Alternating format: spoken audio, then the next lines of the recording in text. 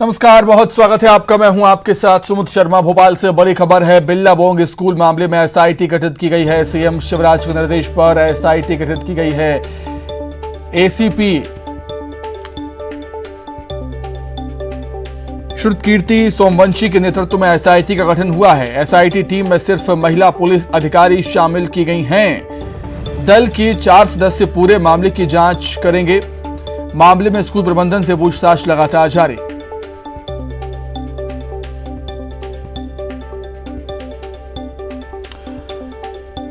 तो सीएम शिवराज काफी सख्त नजर आते हैं, काफी गंभीर नजर आते हैं इस मसले को लेकर, इस घटना को लेकर, और यही वजह है कि सीएम के निर्देश पर एसआईटी का गठन हो चुका है। एसीपी श्रुतकीर्ति सोमवंशी के नेतृत्व में एसआईटी का गठन हुआ है। उनके ही नेतृत्व में एसआईटी अब मामले की जांच करेगी। एसआईटी टीम में सिर्फ महिला पुलिस अधिकारियों को शामिल किया गया है। 4 महिला पुलिस अधिकारी शामिल की गई हैं इस टीम में।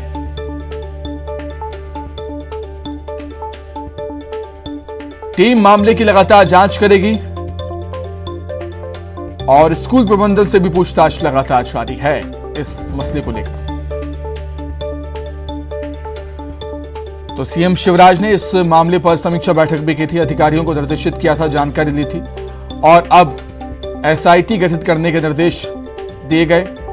एसआईटी का गठन भी कर दिया है। तो जानकारी के लिए हम बातचीत करेंगे। संवाददाता शैलेंद्र भदौरिया हमारे साथ जुड़ गए हैं फोन पर। शैलेंद्र, निश्चित तौर पर एसआईटी का गठन होना बताता है कि सरकार काफी गंभीर इस मसले को लेकर। बिल्कुल सुमित, इस पूरे मामले को लेकर प्रदेश सरकार पूरी तरीके से गंभीर नजर आ रही है, और यही कारण है कि चाहे प्रदेश के गृह मंत्री नरोत्तम मिश्रा की बात करूं या प्रदेश के मुखिया शिवराज सिंह चौहान की बात करूं, घटना के तत्काल बाद उन्होंने पूरी घटनाक्रम की जांच के आदेश दिए थे। जो अधिकारी हैं उनको ये कहा था कि तेजी से जांच करें ताकि जो अपराधी हैं उनको जल्द से जल्द सजा दिलाई जा सके। लेकिन जिस तरीके से विभिन्न संगठन हो, परिजन हो, लगातार आक्रोशित हो और स्कूल प्रबंधन के खिलाफ कड़ी से कड़ी कार्रवाई करने की मांग वो कर रहे थे, और उसको लेकर आज प्रदर्शन भी किया। और यही कारण है कि मध्य प्रदेश के मुख्यमंत्री शिवराज सिंह चौहान ने सुबह 7 बजे शिक्षा विभाग और पुलिस विभाग के अधिकारियों को बुलाकर एक बैठक भी की और आवश्यक दिशा निर्देश भी दिए। उन्हीं की बैठक के बाद जो है शिक्षा विभाग की टीम स्कूल पहुंची और प्रबंधन से बातचीत कर रही है।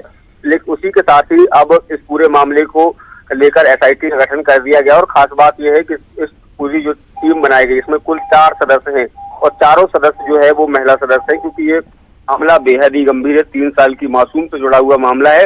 अब इस पूरे मामले की जांच जो है वो एसआईटी करेगी, और एसआईटी जल्द से जल्द जांच पूरी करके सरकार को सौंपेगी ताकि जो लोग भी दोषी हैं उन पर कार्रवाई हो सके। हालांकि 2 आरोपी पहले ही गिरफ्तार हो चुके हैं जो मुख्य आरोपी हैं, लेकिन जो मैनेजमेंट को भी हटाने की मांग हो रही है, या ये कहें कि उन पर भी एफआईआर करने की मांग जो है वो परिजन कर रहे हैं। तो हो सकता है कि आने वाले समय में जब एसआईटी पूरे मामले की जांच करे और उसमें कुछ अगर तथ्य सामने आते हैं तो मैनेजमेंट के लोगों के खिलाफ भी इसमें मामला दर्ज हो। बिल्कुल शैलेंद्र, स्कूल के बाहर जो लोग इकट्ठा हुए थे, परिजन पहुंचे हुए थे, उन्होंने जमकर हंगामा किया। आप भी उस वक्त मौजूद थे। लगातार हम देख रहे हैं लोग काफी आक्रोशित हैं इस घटना को लेकर, और कहीं ना कहीं सरकार पर हम कह सकते हैं और पुलिस प्रशासन पर हम कह सकते हैं कि दबाव बढ़ता ही जा रहा है इस घटना को लेकर कि दोषियों को कड़ी से कड़ी सजा मिलनी चाहिए। बिल्कुल बिल्कुल सुमित, जिस तरीके से कल छात्र संगठन अखिल भारतीय विद्यार्थी परिषद के सैकड़ों छात्र छात्राओं ने स्कूल के सामने जाकर प्रदर्शन किया था, और आज सुबह से ही जैसे स्कूल खुला उसके साथ ही परिजन और सामाजिक संगठन से जुड़े लोग जो है वो स्कूल पहुंच गए थे, और ये लगातार ये मांग कर रहे थे कि मैनेजमेंट से उनकी बात कराई जाए। हालांकि मैनेजमेंट की तरफ से प्रिंसिपल या दूसरे लोग तो उनके सामने नहीं आए, लेकिन जो कोऑर्डिनेटर थे वो वहां सामने आए थे, और उन्होंने ये साफ किया है कि जो लोग भी इसमें दोषी थे उनको पद से हटा दिया गया है, और आने वाले समय में जो है पेरेंट्स के साथ भी मीटिंग आयोजित की जाएगी। 200 के संख्या में जो है पेरेंट्स बुलाए जाएंगे, और मैनेजमेंट से उनको जो भी शिकायत है उसके बारे में वो बातचीत करेंगे, ताकि पेरेंट्स इस बात को लेकर आश्वस्त हो सके कि उनके जो बच्चे वहां पढ़ने आ रहे हैं वो पूरी तरीके से सुरक्षित रहें। जी ठीक है, बहुत शुक्रिया आपका शैलेंद्र, जुड़ने के लिए और तमाम जानकारी के लिए बहुत धन्यवाद आपका। खबर भोपाल से ही है। कांग्रेस के विधायकों ने पैदल मार्च किया है। बिरला मंदिर से विधानसभा तक विधायकों ने पैदल मार्च शुरू किया है। कांग्रेस के विधायक के साथ बदसलूकी के विरोध में विधायक पैदल मार्च कर रहे हैं। कांग्रेस विधायक पैदल मार्च के बाद विधानसभा के बाहर धरने पर बैठे।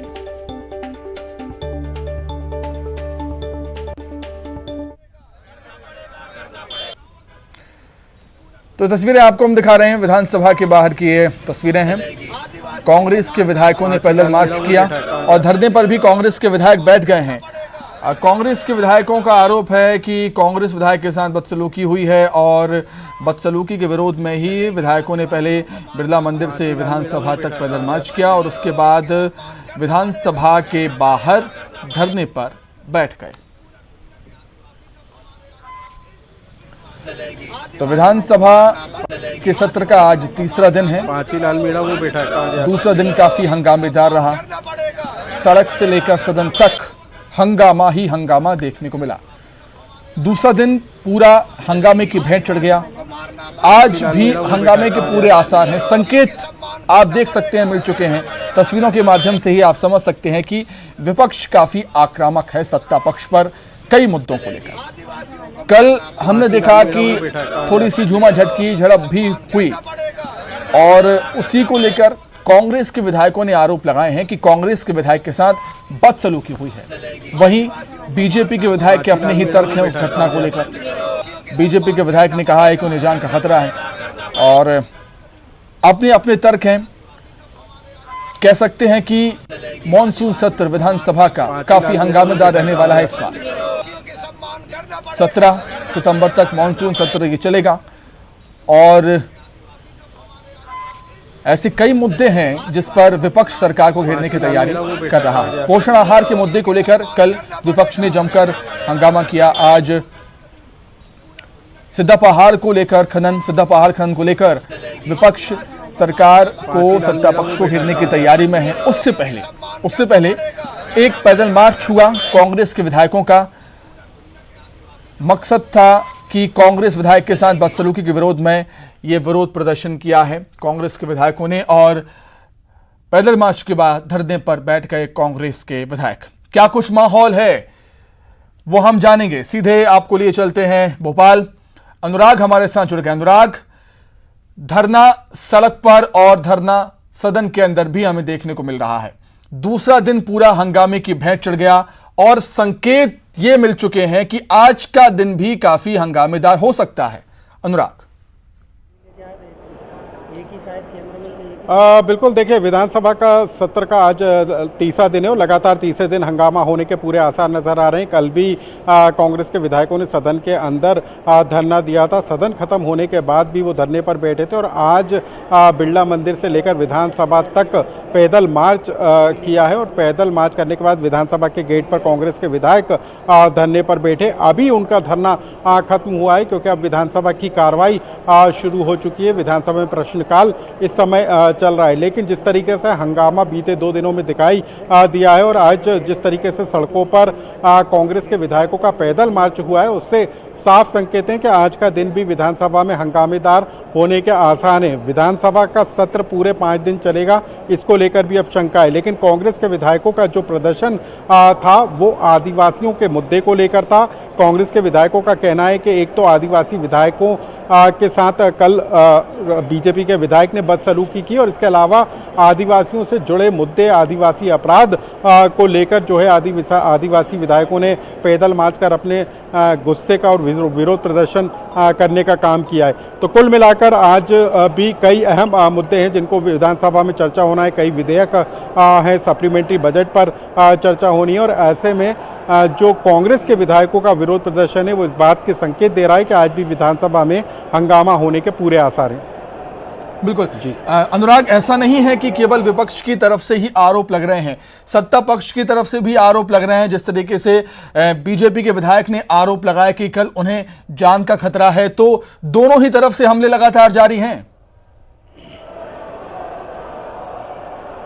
बिल्कुल देखिए, इस बार मुद्दे आम आदमी से जुड़े नहीं, जनहित के हित से जुड़े मुद्दे नहीं। यहाँ पर भी देखिए आप विधानसभा में, हम अभी आपको बताएं कि अंदर भी विधायकों की जो नारेबाजी है वो लगातार जारी है। यहाँ पर भी कांग्रेस के विधायक हैं वो नारेबाजी करते हुए पहुँचे हैं तो यहाँ पर भी जो है कांग्रेस के विधायकों का विरोध जो है नजर आ रहा है। लेकिन सबसे बड़ी बात है कि कल बीजेपी के विधायक उमाकांत शर्मा ने भी कांग्रेस के विधायकों से जान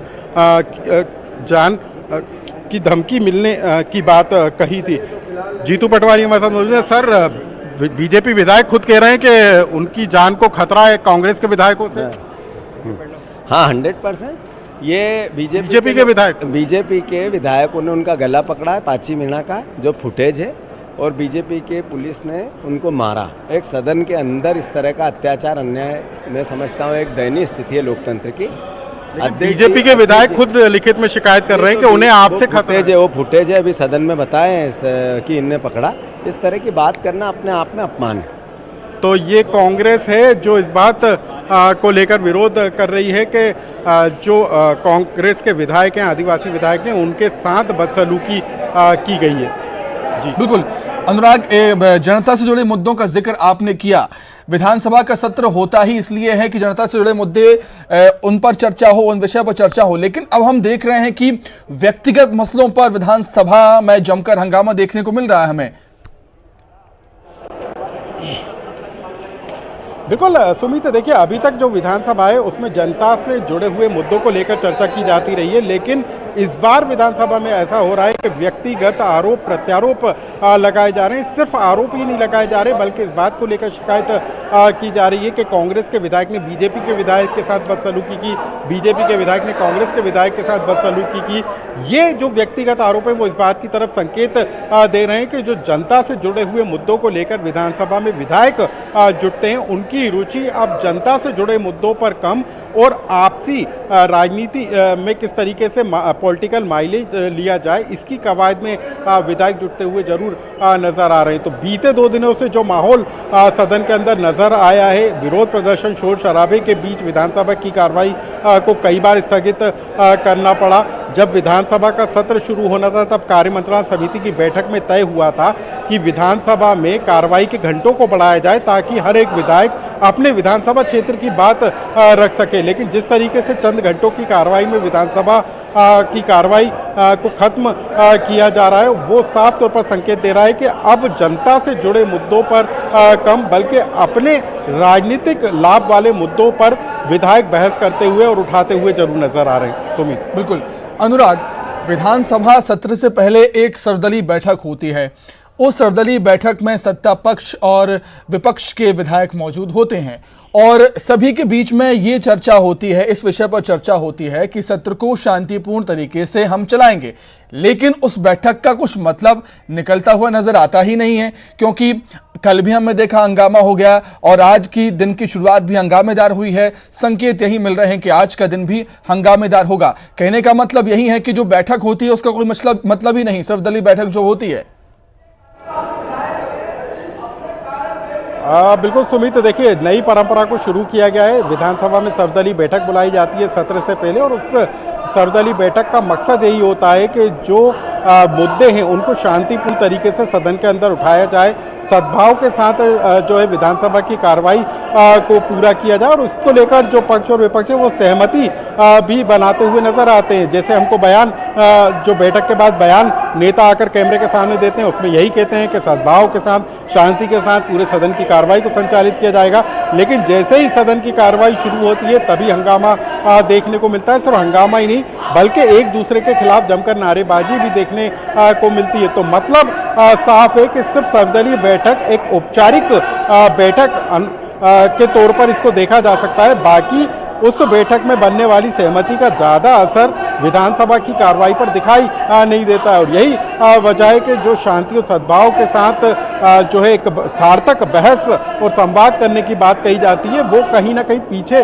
छूट जाती है और जो विधानसभा का सत्र है वो हंगामे और शोर शराबे की भेंट चढ़ जाता है। और जो जनहित से जुड़े मुद्दे हैं, जैसे देखिए आज ही सप्लीमेंट्री बजट पर चर्चा होना है, उसमें भी कई महत्वपूर्ण बजट है, कई विभागों के महत्वपूर्ण बजट है, लेकिन उम्मीद कम नजर आ रही है कि जो सप्लीमेंट्री बजट है उसको लेकर कोई सार्थक चर्चा विधानसभा के अंदर हो सकती है। तो ये एक बड़ा सवाल उठता हुआ जरूर नजर आ रहा है कि लोकतंत्र के मंदिर क्या अब इसी तरीके के पॉलिटिकल माइलेज लेने का एक केंद्र बनकर भर रह गए, या फिर जो राजनीतिक पार्टियां या जो विधायक हैं, विधानसभा के सदस्य हैं, वो सिर्फ अपने विधानसभा की की चिंता छोड़कर बल्कि अपने व्यक्तिगत लाभ और पार्टी के लाभ को आगे रखते हुए इस तरीके से हंगामा करते हुए नजर आ रहे हैं। तो कई तरह के सवाल हैं, लेकिन ये सवाल उठते हुए जरूर नजर आ रहे हैं। हो सकता है कि अगले साल विधानसभा का चुनाव है और उससे पहले दोनों ही सियासी दल मजबूती के साथ विधानसभा में अपनी उपस्थिति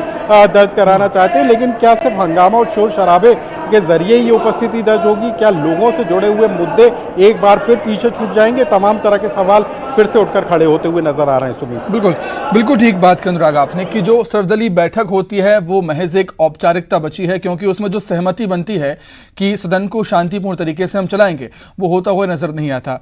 अब बात कर ली जाए जनता से जुड़े मुद्दे की। विपक्ष ने क्या कुछ तैयारी की है? विपक्ष के पास आज कौन कौन से मुद्दे होंगे जो सदन में वो रखेगी, और सदन में जिन मुद्दों पर चर्चा हो सकती है वो कौन कौन से मुद्दे हो सकते हैं अनुराग आज?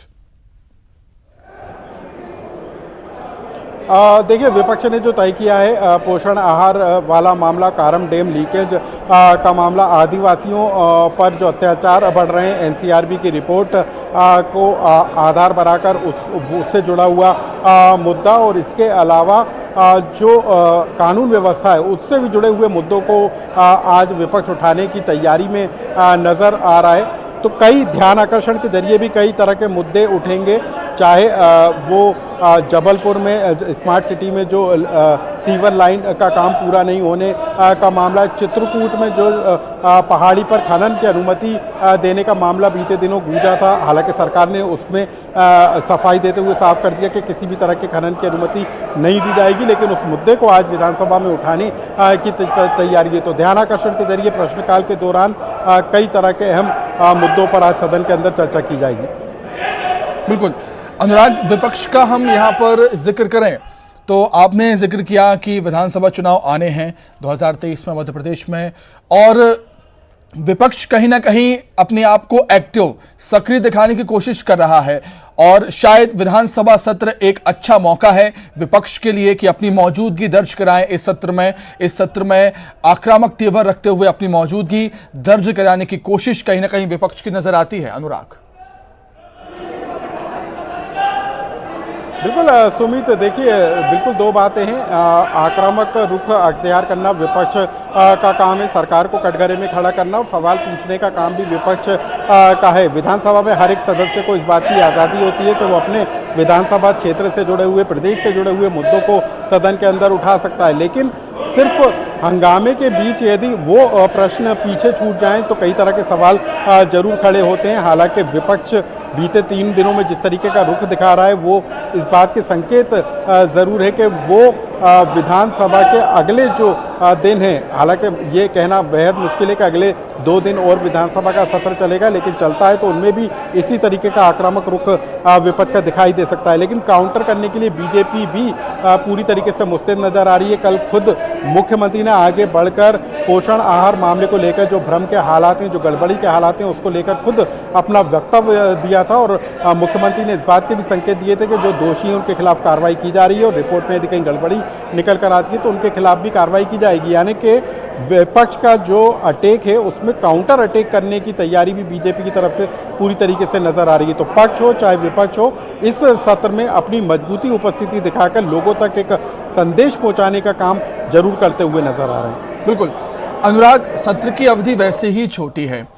पहला दिन दिवंगतों को श्रद्धांजलि देने में बीत गया, दूसरा दिन देखा हंगामेदार रहा, आज भी हंगामे के पूरे आसार हैं। 17 तारीख को पीएम मोदी आ रहे हैं मध्य प्रदेश, तो दिन कम बचे हैं, मुद्दे ज्यादा हैं, लेकिन सार्थक चर्चा नजर नहीं आती अभी तक।